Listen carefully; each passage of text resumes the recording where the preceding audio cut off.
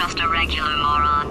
He's the product of the greatest minds of a generation, working together with the express purpose of building the dumbest moron who ever lived. And you just put him in charge of the entire facility. Good, that's still working. Hey, just in case this pit isn't actually bottomless, do you think maybe you could unstrap one of those long fall boots of yours and shove me into it?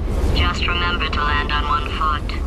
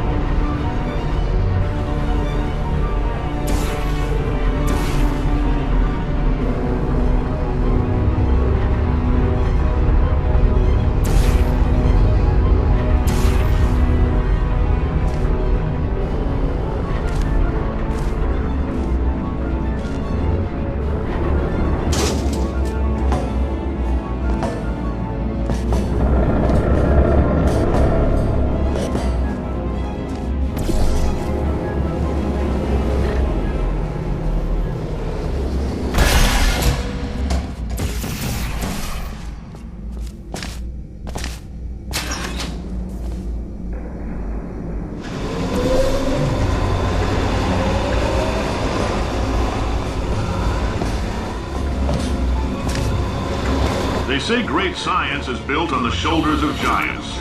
Not here. At Aperture, we do all our science from scratch. No hand-holding.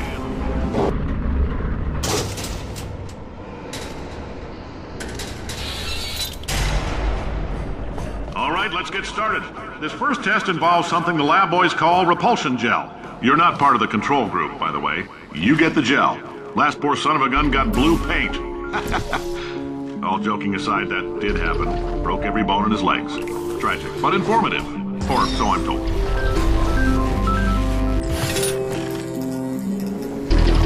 The lab boys just informed me that I should not have mentioned the control group. They're telling me I ought to stop making these pre-recorded messages. That gave me an idea. Make more pre-recorded messages. I pay the bills here, I can talk about the control group. For this next test, we put nanoparticles in the gel.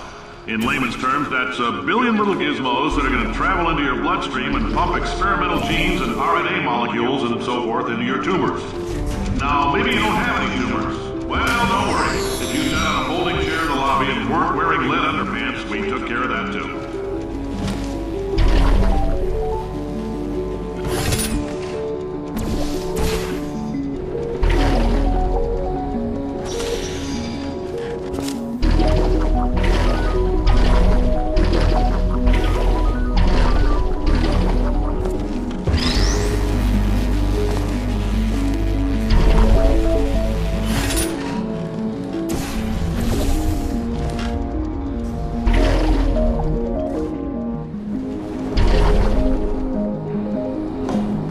In case you got covered in that repulsion gel, here's some advice the lab boys gave me. Do not get covered in the repulsion gel. We haven't entirely nailed down what element it is yet, but I'll tell you this, it's a lively one, and it does not like the human skeleton.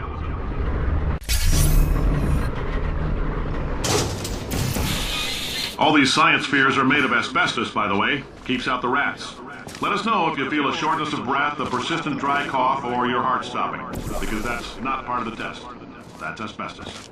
Good news is the lab boys say the symptoms of asbestos poisoning. I like your style. You make up your own rules, just like me. Bean Counter said I couldn't fire a man just for being in a wheelchair. Did it anyway. Ramps are expensive.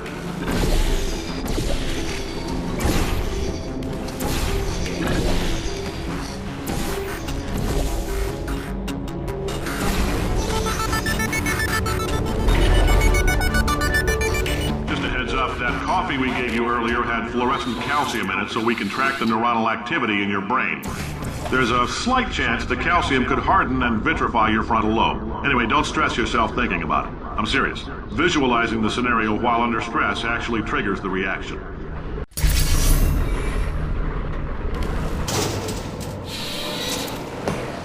Now, if you're part of control group Kepler-7, we implanted a tiny microchip about the size of a postcard into your skull. Most likely you've forgotten it's even there. But if it starts vibrating and beeping during this next test, let us know. Because that means it's about time. I'm telling them, keep your pants on.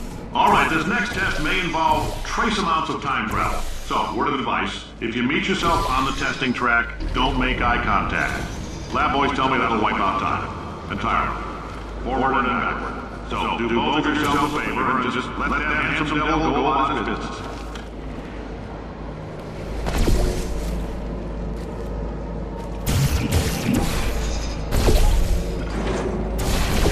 If you're hearing this, it means you're taking a long time on the catwalk between tests. The lab boys say that might be a fear reaction. I'm no psychiatrist, but coming from a bunch of eggheads who wouldn't recognize the thrill of danger if it walked up and snapped their little pink bras, that sounds like projection. They didn't fly into space, storm a beach, or bring back the gold. No, sir, we did. It's you and me against the world, son. I think you're gripped. Hustle could use some work, though. Now let's solve this thing.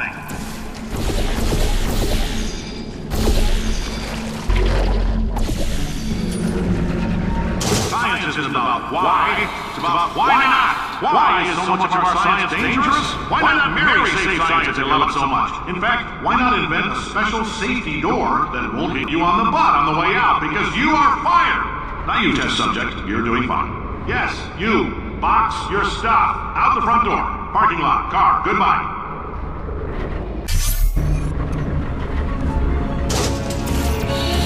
Congratulations! The simple fact that you're standing here listening to me means you've made a glorious contribution to science.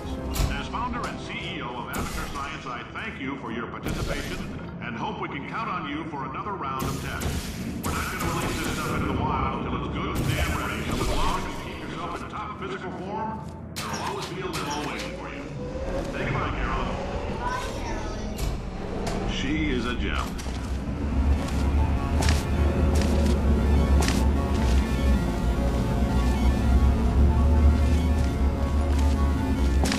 Greetings, friend. I'm Cave Johnson, CEO of Aperture Science.